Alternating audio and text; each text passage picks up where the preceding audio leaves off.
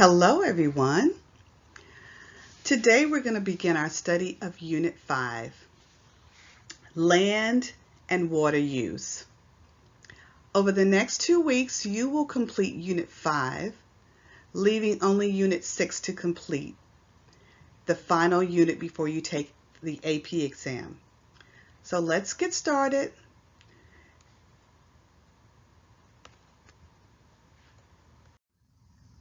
Before we start, do you have your note-taking guide and something to write with? Hopefully you printed a copy beforehand. So let's get started. At the completion of this presentation, you should be able to describe the effect that clear cutting has on forests.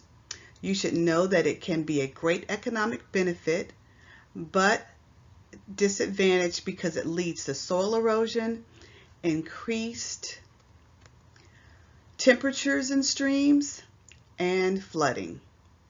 The big idea is that forests contain trees that absorb pollutants, so they're very beneficial. So just what is clear cutting? Clear cutting is one of the topics that we will cover today along with the Green Revolution. So clear cutting, as you can see from the picture here, is a method of tree removal where all of the trees in an area, like 20 acres or more, are removed all at one time. It's the most common form of tree removal due to it being the easiest and the most efficient way to handle lumber.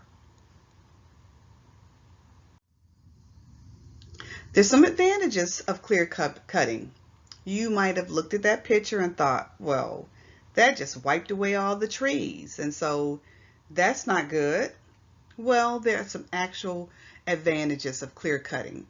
It allows the quick growth of sun-loving trees. So those trees that love the sun, which is in all of the trees, but when you clear large areas, you leave some trees that have been covered up because of the larger overgrowth of the more mature trees. So forest harvesting involves cutting of trees and then delivering them to sawmills, to pulp mills, and other wood processing plants. Its practical components include road construction. So you drive up and down the highway and you see how all the forest trees line the highways, but there are times when they need to widen the highways, and so trees will be cut down, just wide scale areas of trees will be cut down for road construction. That's one example. It comes with a lot of monetary benefits. You can do it pretty fast, you can do it pretty easy, it's very efficient. So there are lots of examples lots of advantages to clear cutting. And you know, with the almighty dollar, the biggest one is economical benefit. So we have another type of tree harvesting, and it's selective cutting.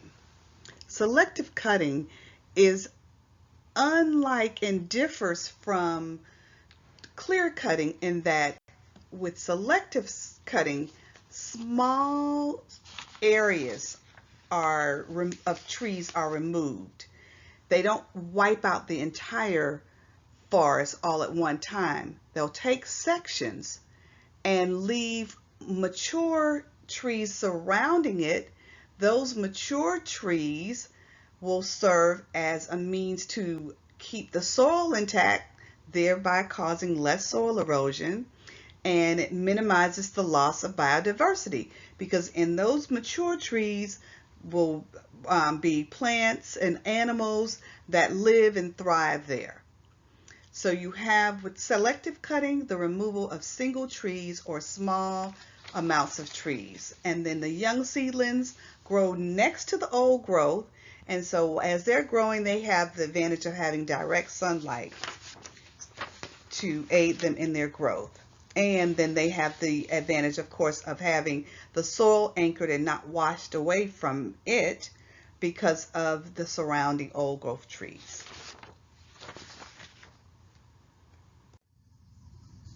So, like everything, with clear cutting comes certain environmental problems, and that includes soil erosion. With no trees left to hold onto the soil, runoff increases, washing away and depleting the soil. Another problem is increased stream temperatures. Trees cool and act as a barrier to rivers and streams. Without trees, water receives the full sunlight and therefore the temperature increases. So getting direct sunlight all day without any cooling from the trees, without any barriers from the trees, will cause it to heat excessively. Another problem is flooding. So here again, trees act to slow the movement of water and increase the amount of absorption. Without them, water just washes over the land, leading to flooding. You also have habitat loss. So this is pretty obvious because animals and plants live in trees, and we know that trees provide habitat to many organisms. So clear cutting displaces animals and causes them to seek shelter, often in areas that are inhabited by humans. So when you see wild animals in your backyard, oftentimes it's because their habitat has been destroyed. Climate change. Through the photosynthetic process, and we've talked extensively about the great benefit trees provide in removing carbon dioxide from the atmosphere. They are key players in the photosynthetic process. In fact, they begin that chain. They pull the carbon dioxide from the atmosphere, and then it's removed. It's clears the air. It goes through the whole carbon cycle, but now with fewer trees comes an increase in carbon dioxide in the atmosphere. And so we know that this has led to global warming. Carbon has become a greenhouse gas because of the excessive amount that's in the atmosphere, and there have been other ripple effects. Overall it's been global warming. So trees are a huge factor or player in removing carbon dioxide from the atmosphere.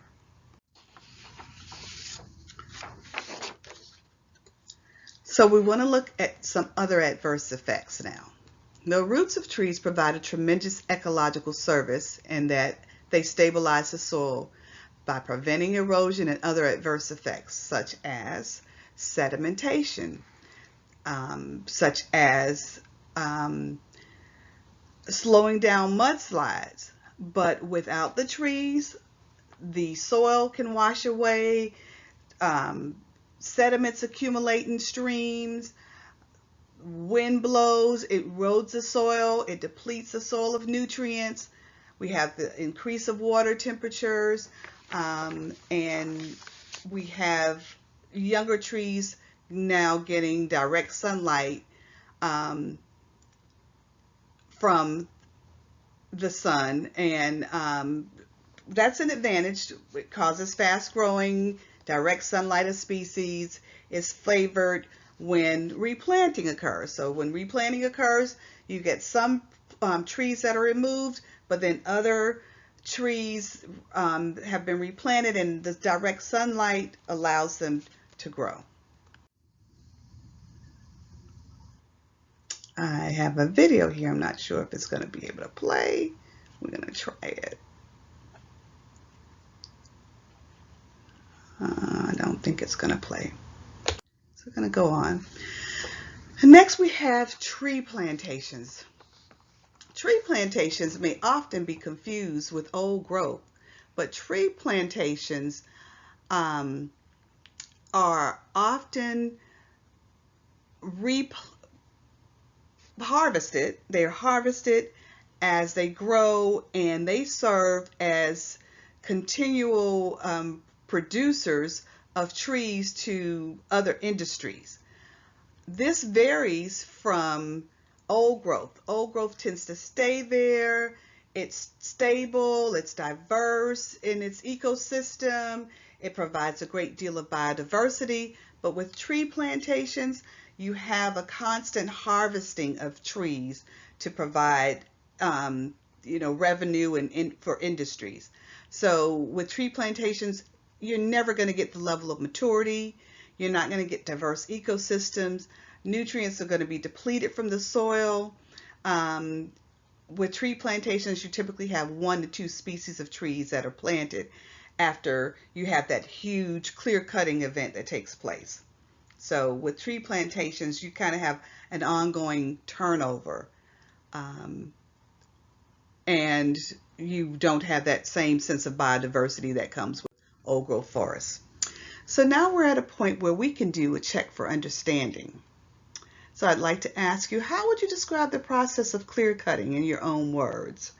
I provided you with a definition, but what would you say clear cutting is in your own words? And then why do you think clear cutting is the preferred method of harvesting trees?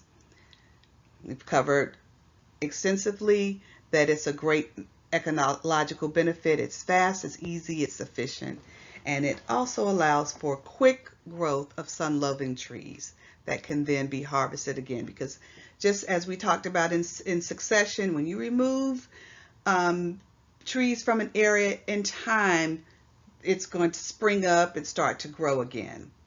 Tree plantations, we discussed, undergo harvesting after a few years, and hence they lack the biodiversity that exists with old growth forests. Now we move to our next topic, the Green Revolution. We're going to look at changes that occur due to agricultural practices. The Green Revolution is one of those changes. The essential knowledge that we want to gain from this is that it started a shift in new agricultural strategies. And some of those strategies and practices increased, or what was done in order to increase food production, came with both positive and negative results. I'm going to take a look at some of those things.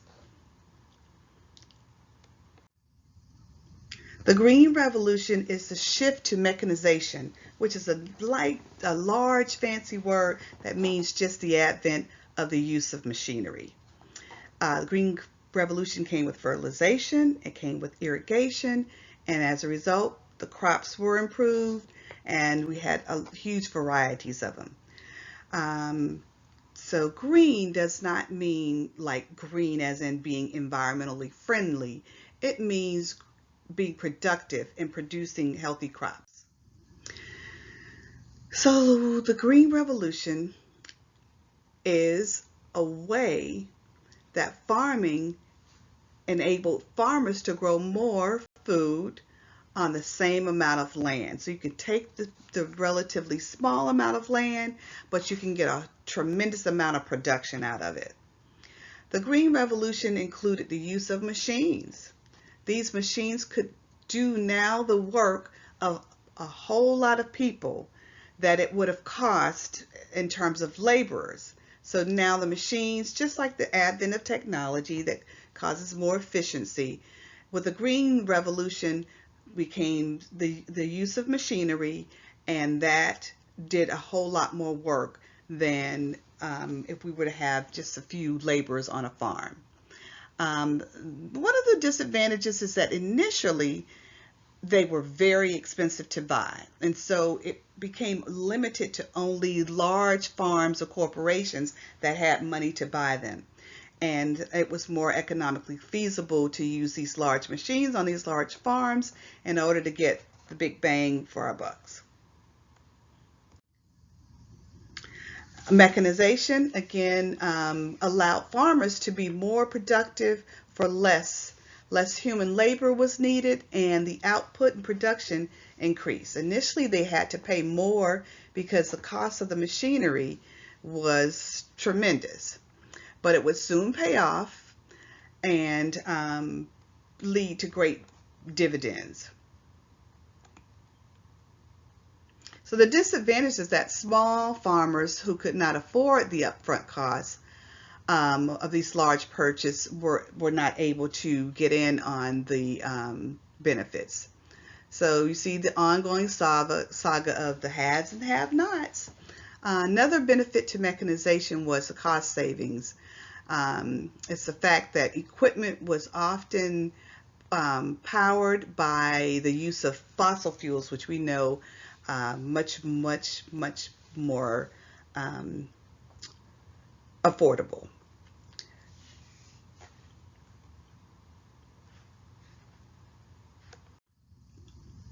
So we had, with the Green Revolution, a lot of high yield agricultural practices. And we want to take a look at some of the ways that these practices increased crop yield. Irrigation is one of them. Irrigation delivered water directly to the crops through pumping. So now you didn't have to rely solely on water as in past times, water from rain that is.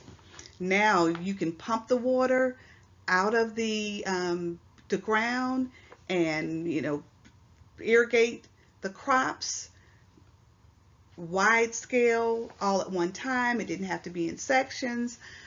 So irrigation became a very high yield agricultural practice that had a lot of huge benefits.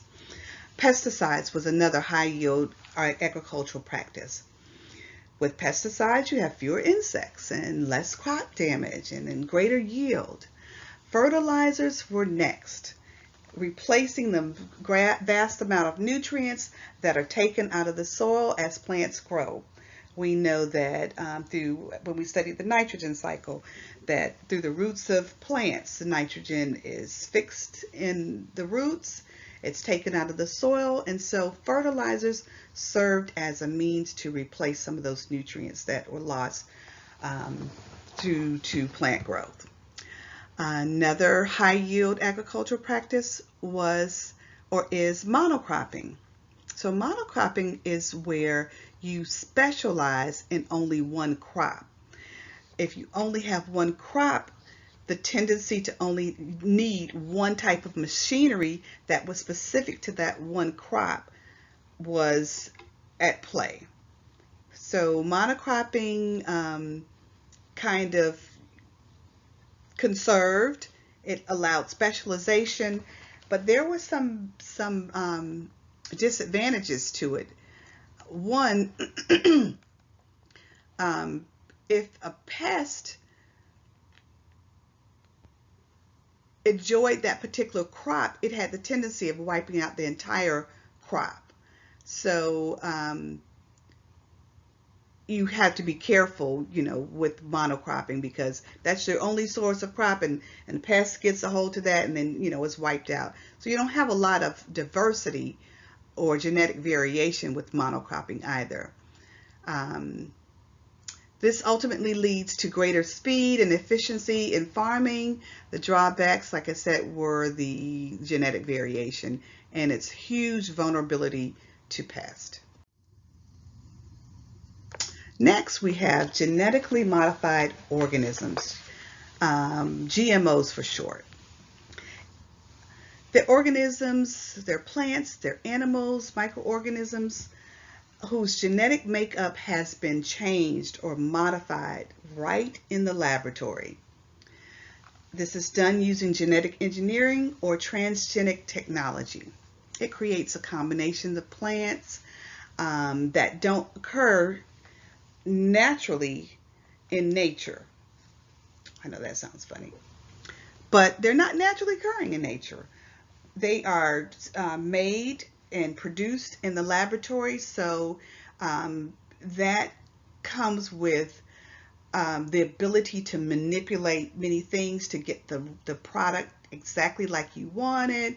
Juicy, smooth skin. If you want rough skin, you can just genetically modify it. As you see in the picture here, some dairy products. I know you've seen Lactaid. Lactaid is one of those genetically modified products because they remove the lactose from the milk, causing, a greater demand for people who are lactose intolerant. Soy milk is produced in the lab, and yogurt can be produced in a lab to be, to get it that creamy variety that we might like, juicy red delicious apples, and so many more. Here's some examples: corn, tomatoes, potatoes, and a wide assortment of fruits, even some of the fish we like tilapia.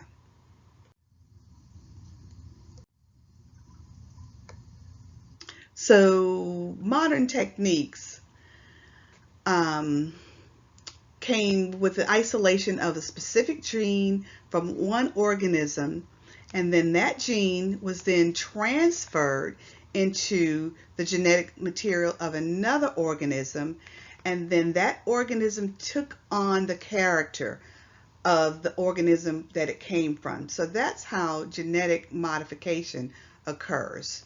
It occurs by taking the DNA out of one organism and transferring it to another, and just completely allowing that other organism to now have some of the benefits of the one it came from.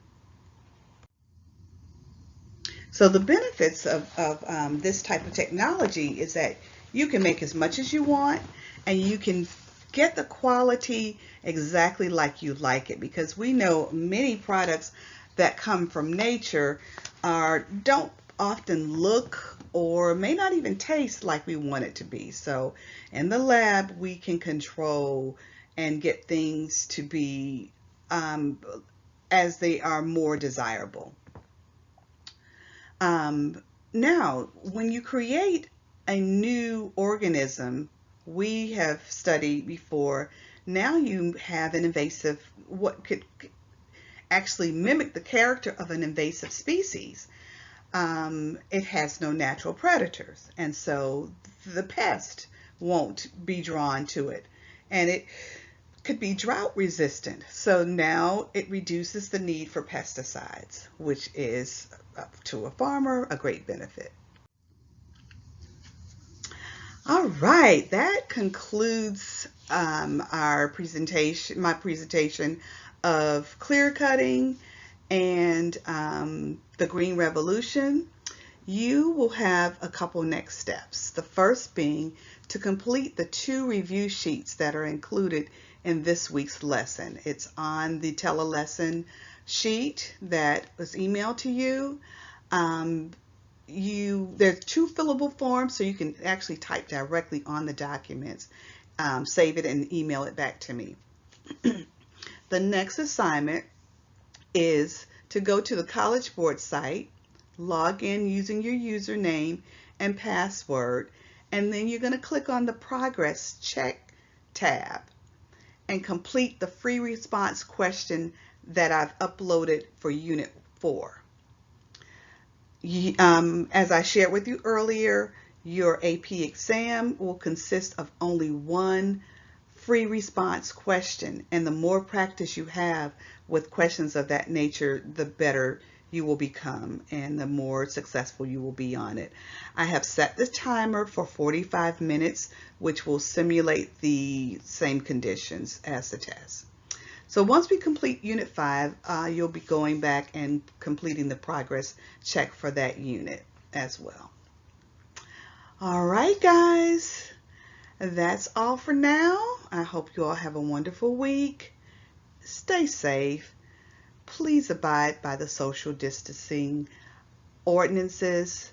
And on Friday, it'll be another one. It will be a complete citywide, statewide shelter in place. So I hope that you adhere to this. You have lots of work that you can do. So I'm expecting to see my inbox flooded. Take care, and if you have any questions, you can shoot me an email and I'll answer it right away. Take care. Bye-bye.